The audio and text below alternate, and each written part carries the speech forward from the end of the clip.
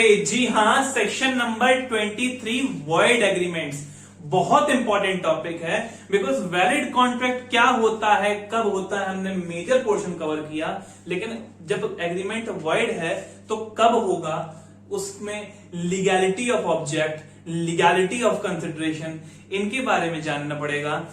बात करेंगे वो 5 कंडीशंस, वो 6 कंडीशंस की जो कि एक कंसिडरेशन और ऑब्जेक्ट को किसी भी कॉन्ट्रैक्ट के वॉइड करती हैं। इन सभी के अंदर केस लॉस को समझेंगे, इन केस लॉस की कहानियों के थ्रू अपने मन में कॉन्सेप्ट को बैठा लेंगे। लास्ट में 5 पॉइंट्स जो कि हमारे पब्लिक पॉलिसी में पब्लिक पॉलिसी के अपोज करते हैं, जो कि हमारा पहले 6 क्लॉजेस का एक्सटेंशन होगा, उसको कवर करेंगे। और तो और साथ ही साथ उनमें भी केस लॉस को कवर करेंगे। सो इस वीडियो के बाद इस टॉपिक में कोई डाउट नहीं रहने वाला है। थोड़ी कॉम्प्लिकेटेड होगी, थोड़ी लंबी होगी, थोड़ा पेशेंस रखना। एंड में इतना ज्यादा ऐसा महसूस करोगे ना कि पता नहीं कितना कुछ सीख लिया थोड़े से टाइम में। चलो शुरू करते हैं, ज्ञानबाजी बंद करते हैं, काम पे आते हैं। ठीक है, बात करेंगे सेक्शन नंबर 23 जो कि कहता है हमारा कि कंसिडरेशन और ऑब्जेक्ट जो है अनलॉफुल कब होगा।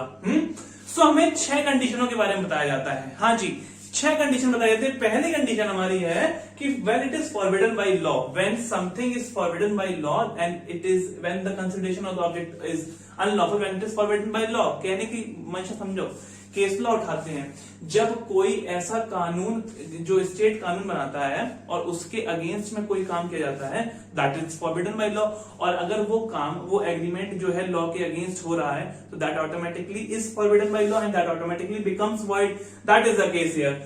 SL Fernandes versus BM Fernandes का केस है। समझने की कोशिश करो, एक एरिया में ऐसा था कि बार और दारू और इस सब का लाइसेंस जो है केवल एक जो हमारे डिफेंडेंट है उनके पास था। ठीक है, इन्होंने प्लेंटिफ है इनके पास था। ठीक है, इन्होंने क्या किया, इन्होंने सामने वाले डिफेंडेंट को ऐसे करके ये केवल मैनेजमेंट के लिए नहीं, इन्होंने पूरा बिजनेस ऐसे कहा कि तुम संभालो और इतना फला फला अमाउंट हमें आप दे दीजिएगा। ठीक है, ठीक है सर। अब क्या होता है कि ये जो सामने वाला अपना डिपेंडेंट है ये चालाकी करता है और ये जो अमाउंट इन्होंने कहा कि हम आपका बिजनेस संभालने के इसके बदले में देंगे, तो वो चीज ये अमाउंट देने से कर देता है मना। Now understand here, management of the business and giving business completely in its control are two different things. And the point to be mentioned here is that the defendant here is not having the license to operate. So ultimately, giving someone giving someone the authority to operate a business which was in your control because you were having the license. So ultimately, the state do not allow for such transfer, and any contract made in consonance or in continuance with this kind of agreement or this kind of transfer will be against the public, against the law made by the state, that is forbidden by law, and ultimately it becomes void. तो यहाँ पे state वही कहती है, court यही कहती है कि आपके पास अपने पैसे लेने का कोई हक नहीं है, क्योंकि आपने ये जो एग्रीमेंट किया है ये फॉरबिडन बाय लॉ है। ठीक है, एक और केस और बताता हूं, ब्रिजमोहन का केस है versus Madhya Pradesh MP, Madhya Pradesh special road transport corporation. ठीक है, यहां पे क्या होता है कि जो ये गवर्नमेंट ऑर्गेनाइजेशन है रोड ट्रांसपोर्ट कॉर्पोरेशन, इनके पास लाइसेंस होता है कुछ व्हीकल्स को जो है एक एरिया, जो एक रोड से पास ऑन होने देने का। ठीक है, अब ये क्या करती है, ये एक प्राइवेट एजेंसी को ये लाइसेंस दे देती है जो कि इनके पास अथॉरिटी नहीं थी according to motor vehicles act ऐसा करने की। Now as they are contradicting the provisions of law and are making a contract with respect to it, so जो ये मनी ये इसके कॉन्ट्रैक्ट के बेसिस पे लेना चाह रहे थे, मतलब प्राइवेट ऑर्गेनाइजेशन ने कर दिया मना, तो ये गए पैसे मांगने। तो अब कोर्ट ने कह दिया कि नहीं जी, हम नहीं कराएंगे इन्फोर्स। ठीक है, सो ये इन्फोर्समेंट नहीं करा पाने की वजह क्या है, because they have made a contract which was forbidden by law. तुम्हें एक चीज क्लियर है, वॉइड एग्रीमेंट्स और इलीगल एग्रीमेंट्स में अंतर क्या है? अभी नहीं, अगर वो वीडियो देखिए तो आई बटन पे देख के आओ, क्योंकि उसके बाद तुम्हें बहुत अच्छे से क्लियर होगा। क्योंकि वॉइड एग्रीमेंट्स में इन्फोर्सिबिलिटी का कॉन्सेप्ट है ना, वो उस वीडियो में मैंने बहुत अच्छे से समझाया है। ठीक है, चलो बात करते हैं हमारे नेक्स्ट पॉइंट की, जो कि है हमारा defeat the provisions of law. देखो ऐसा है ना कि कई बार हम ऐसी कोशिश करते हैं कि किसी कानून को हम चकमा देके कोई ऐसा काम करें, है ना, और और उससे अपने आप को फायदा करवाना चाहें। तो क्या ऐसा कोई कार्य जो कि आपने किसी कानून के प्रोविजन को डिफीट करते हुए किया, ऐसा कोई एग्रीमेंट जो उसको डिफीट करते हुए बनाया, क्या वो वैलिड हो सकता है? So that is answer is कि नहीं होगा। तो यहां पे हम भी केस लॉ से फिर समझेंगे कि बात है हमारे राम सेवक वर्सेस रामचरण के केस की। यहां पे क्या होता है, कुछ पार्टनर्स आपस में ये एग्रीमेंट करते हैं कि जो हमारा कुछ प्रॉफिट और कुछ डेबिट क्रेडिट जो हमारे पास पैसा आएगा, उसमें से कुछ ऐसा अमाउंट होगा जिसको हम अपनी बुक्स में नहीं लिखेंगे, मतलब जो कंपनी की अकाउंट बुक्स होती है उसमें नहीं मेंशन करेंगे और उसको आपस में बांट लेंगे। Now this is something which is not allowed by law, यानी कि it is prohibited by law. आप अब कोशिश कर रहे हैं कि लॉ के प्रोविजंस को डिफीट करने की। सो हियर व्हाट हैपेंस, एक बंदे को, एक पार्टनर को उसका शेयर नहीं मिल पाता है। अब ये कोर्ट जाता है कि सर फला फला हमारा एग्रीमेंट हुआ था, now they are not giving me this amount of money, can I want this money because of this agreement. Now the court says कि no, you have made this agreement which is actually defeating the provisions of law, so ultimately you will not be allowed that money. ठीक है, same Abdul Firoz Khan Nawab versus Hussain Bi का case देखने की कोशिश करो। यहां पे भी प्रोविजन ऑफ लॉ क्या कहता है कि कॉन्जुगल राइट्स, जो मैंने फैमिली लॉ में तुम्हें पढ़ाया है, कॉन्जुगल राइट्स जो मैं फैमिली लॉ में तुम्हें पढ़ाया है, अगर उसके अगेंस्ट एक एग्रीमेंट होता है, यानी कि समझने की कोशिश करो क्या होता है। यहां पे एक हस्बैंड और वाइफ आपस में एग्रीमेंट करते हैं कि मैं, मतलब वाइफ हस्बैंड से दूर रहेगी, यानी कि अपने घर में ही रहेगी, ठीक है, और इसके बलबूते वो जो डॉवर का अमाउंट है 1000 रुपये वो ना दे हस्बैंड, और मतलब शादी कर ले, ऐसे करके, ठीक है। This was the agreement.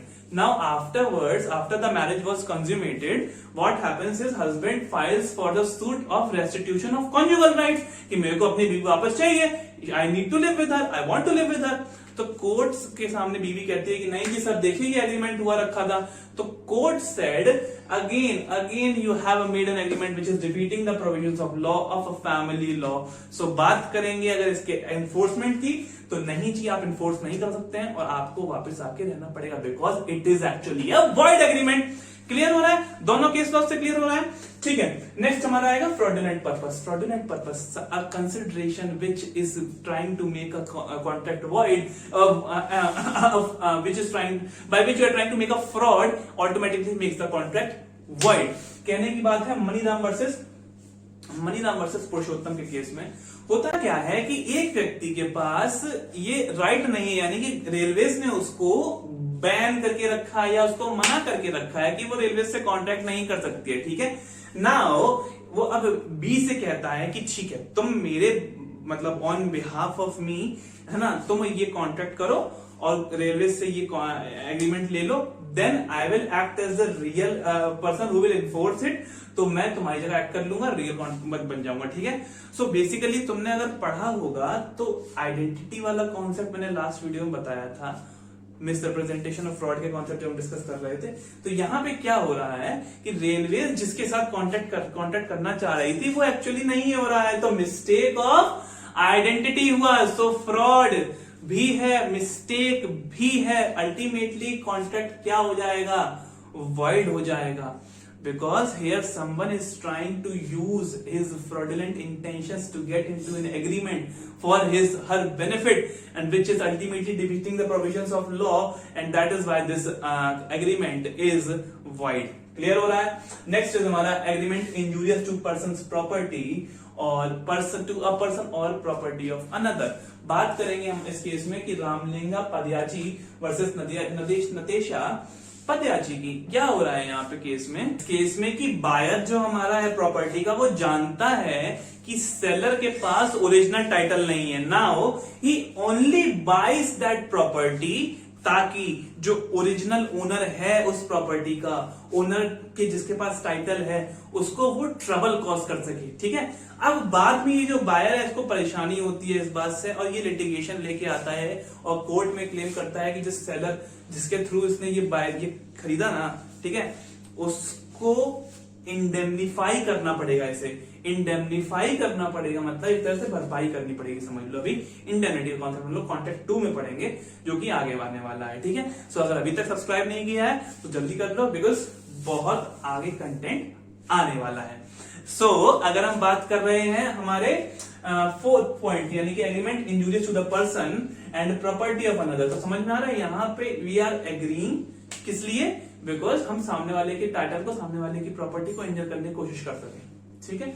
ऐसा ही एक बार होता है, मान लो यहाँ पे दोनों पॉइंट लिखे हैं ना, पर्सन भी प्रॉपर्टी भी। अब मान लो कोई ऐसा एग्रीमेंट है जिसमें पर्सन यानी कि व्यक्ति विशेष को हानि पहुंचाई जा रही है, जैसे कि मान लो किसी से कोई पैसा किसी ने लिया, अब उसके साथ ये एग्रीमेंट किया कि आप जब तक ये पैसा चुका नहीं देंगे तब तक हमारे यहाँ स्लेवरी या बॉन्डेड लेबर टाइप का कुछ करेंगे। So now this is also against the law, this is against the person, so this also comes up under, and this agreement so is not valid, and this comes under fourth point, यानी कि agreement injurious to person or property। Clear हो रहा है। Fifth point की बात करेंगे immoral agreements, ठीक है। बात समझो, immorality का क्या एग्जैक्ट डेफिनेशन है किसी को नहीं पता। This differs from society to society, because यहां पे जैसे मान लो Indian society is not that much open as the western world. Now slowly and steadily we are adopting their culture, so the things are changing, but I am saying that every society has a different definition when we talk about immorality, okay. Also when generally we talk about immorality, we talk about sexual stuff, ठीक है। so in this case अगर हम बात करें यहाँ पे void nature होने की, तो मान लीजिए किसी ने ऐसा कॉन्ट्रैक्ट किया कि मैं तुम्हारे यहाँ एक कॉन्क्यूबिनेज है, ठीक है। मान लो प्रोस्टिट्यूट सेंटर है, प्रोस्टिट्यूट सेंटर खोलने के लिए मान लीजिए मैंने पैसे दिए, ठीक है, आपसे उधार लिया, तो क्या आपको अगर ये पता है ये पर्पस कि मैं इसलिए पैसे ले रहा हूं, तो क्या आप मुझसे ये रिकवरी कर सकते हो? नहीं कर सकते हो, just because the contract was void on the basis of immorality. Clear है। सिमिलरली अगर आप किसी प्रोस्टिट्यूट को एज इन घर पे रखते हो, by giving her certain by like agreeing with her on a certain amount of money, so can she recover that amount from you? The question is again comes on to the point of immorality. So यहां पे भी वो void हो जाएगा because of this immoral nature of the act. Clear हो रहा है। Six point की बात करेंगे हम लोग, सॉरी यहाँ पे हमारा केस लॉ एक ऑथेंटिक केस लॉ समझ लो, तुमने एग्जांपल समझ लिए। यहाँ पे केस लॉ है बाई बिजली वर्सेस नंसा नागर का। होता क्या है कि एक पर्सन एक वुमेन को पैसे देता है इसलिए कि वो लिटिगेशन में अपने हस्बैंड के खिलाफ डिवोर्स फाइल करे, उससे डिवोर्स ले और इस प्लेंटिफ से शादी कर ले। समझ रहे हो कितना इमोरल एक्ट है, कितना गलत है ना। कि तुम, मैं चाह रहा हूं, I am agreeing to, I am like I am making a civil contract, I am giving you financial help कि आप जो है डेलिबरेटली उससे शादी करो और मेरे से उससे शादी तोड़ो और मुझसे शादी करो। तो this was also considered an act immoral by the court and ultimately it was declared void. Clear हो रहा है। Next is oppose to public policy, similar as the immoral nature. Public policy के हिसाब करना भी किसी जगह के लिए बहुत डिफिकल्ट है। Major basically what I am trying to say, every place at it, every different time has different public policies. So if we are talking about public policy of a particular place, then the courts have this power to consider whether it is opposed to public policy or not. ठीक है। So इस वाले case में state of Rajasthan versus बसंत नाहता के case में कहा गया, court ने खुद ही ये बोल दिया कि it is impossible to determine or define the public policy of a particular place at a particular time as clearly, मतलब clearly इसको बात कहना बहुत बहुत ज्यादा डिफिकल्ट है। ठीक है। Ex turpi causa non oritur actio, ठीक है, an act which is against the public policy is void and has no effect, that is not allowed by law। Clear हो रहा है। ओके, सो अब ऐसा भी तो है कि कुछ तो ऐसी बेसिक चीजें होंगी जो हमारी सोसाइटी में हम लोग मान के चलते हैं कि हाँ these are thing which are opposed to public policy. तो हाँ जी, ऐसे कुछ 5 पॉइंट्स हैं जो हम उठाएंगे और डिटेल में डिस्कस करेंगे, ठीक है। चलो पहली बात करते हैं एग्रीमेंट टू स्टेपल प्रोसिक्यूशन। समझने की कोशिश करो। प्रोसिक्यूशन मतलब लीगल प्रोसीडिंग्स को लीगल प्रोसीडिंग के साथ छेड़छाड़ करने के लिए अगर कोई कॉन्ट्रैक्ट किया जाता है तो दैट इज सेड कि it is oppose to public policy, because actually law क्यों है, लोगों के लिए है, लोगों के खेलने के लिए नहीं है, ठीक है। सो अगर मान लीजिए कोई कंपाउंडेबल ऑफेंस है तो एक बार को गुंजाइश है कि ऐसा कोई एग्रीमेंट, यानी कि कंपाउंड मतलब अभी यहां पे समझो कि माइनर ऑफेंस है, ठीक है, कोई बड़ा ऑफेंस मर्डर रॉबरी टाइप का नहीं है, तो लोगों के पास एक ऑप्शन रहता है कि आप पैसे का लेन देन करके कोई ऐसा एग्रीमेंट करके सामने वाली पार्टी को प्रोसिक्यूशन करने से रोक दें ताकि झंझट से बचें। अल्टीमेटली ये समझने की कोशिश करो, ठीक है। So that is allowed, but when we talk about serious offences यानी कि मर्डर, रेप, रॉबरी, इस टाइप के ऑफेंसेस में अगर आप कहो ना कि मान लो कोई रॉबर है, अगर आपका उससे एग्रीमेंट हो जाए कि ठीक है हमने जो भी आपके यहां से डकैत करी थी वो हम आपके यहां सामान रख देते हैं, आप प्लीज केस फाइल ना करो, that you can't do. If you are doing it, if you are like getting into such an agreement, then you are ultimately doing that agreement against the public policy. Clear हो रहा है। Case उठाते हैं क्या कहते हैं, P Shivaram versus T A. John का केस है। यहां पे मैं तुम्हें कंपाउंडेबल ऑफेंस जिसमें वापस ले सकते हैं उसी की बात बताता हूं। अगर मान लो तुम्हारे पास कोई ऐसा केस आता है जहां पे तुम्हारे पास सिविल और क्रिमिनल प्रोसीडिंग दोनों फाइल करने का ऑप्शन है, हाँ जी ऐसे कुछ केसेस होते हैं जिनके बारे में हम तुम्हें आगे पढ़ाएंगे, ठीक है।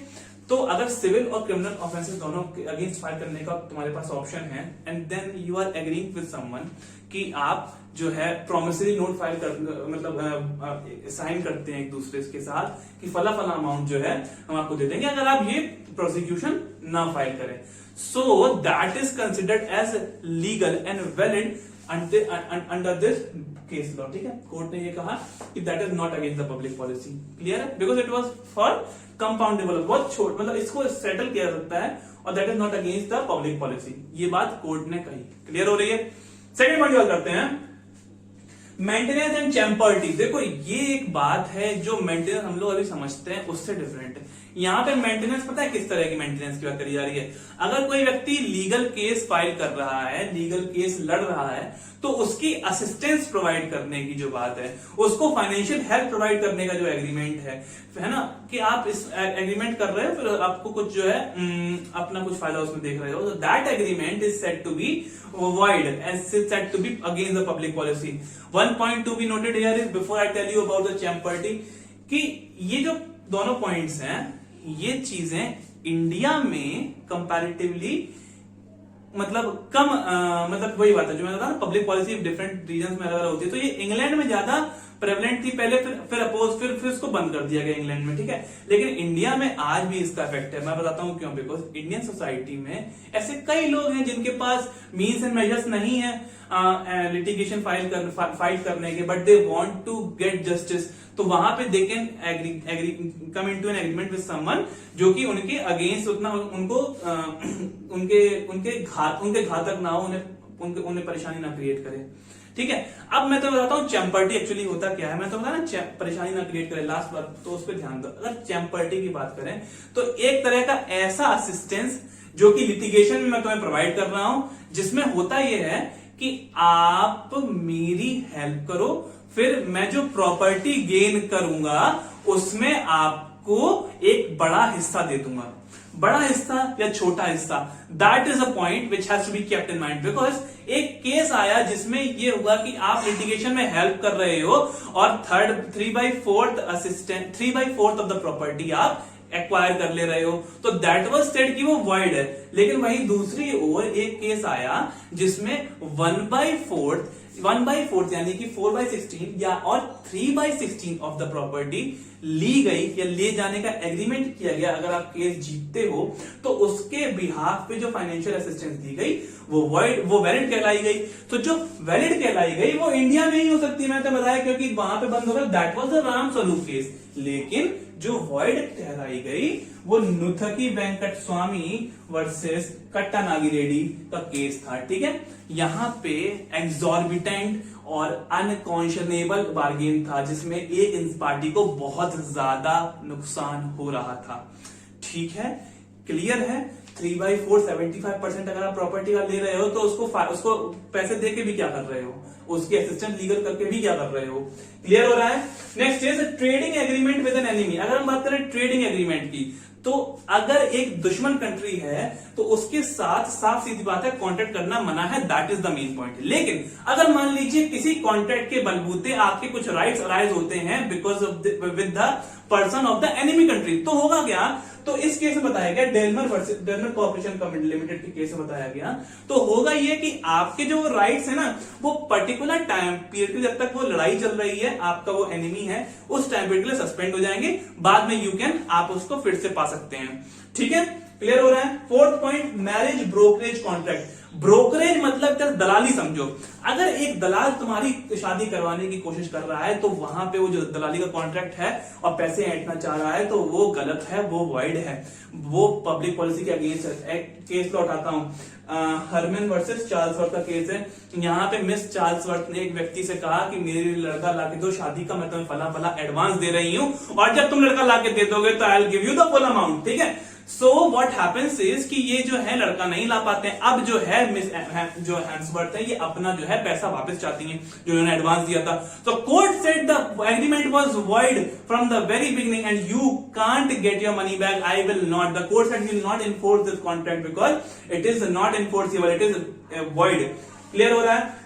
Next is agreement tending to injure public service. Public service का व्यापार करने के लिए नहीं है, मतलब पब्लिक सर्विस जैसे कि गवर्नमेंट कोई जॉब है, उसका अगर ट्रांजैक्शन आप करते हैं, यानी कि पैसे दे के सरकार में किसी को अगर आप जॉब खरीदने की कोशिश करते हैं, तो that is wide, that is against the public policy. होता क्या है इस केस में, गैसवर्थ वर्सेस फर्न के केस में, कि एक कस्टम ऑफिसर पोर्ट पे ऐसा एग्रीमेंट करता है कि मतलब आपका कस्टम ऑफिसर के तौर पे अलॉटमेंट हम करवाएंगे और उसके बाद जो वहां पे पावर के थ्रू आप जो फायदा कर सकते हैं उसमें आप हमारी असिस्टेंस करेंगे। ठीक है, सो कोर्ट ने कहा जब वो असिस्टेंस नहीं करा, उसने मदद नहीं करी, तो इन्होंने ऐसा कहा कि now they is not acting according to the contract. तो court said that it is against the public policy and you can't file a case against it, that is void from the very beginning.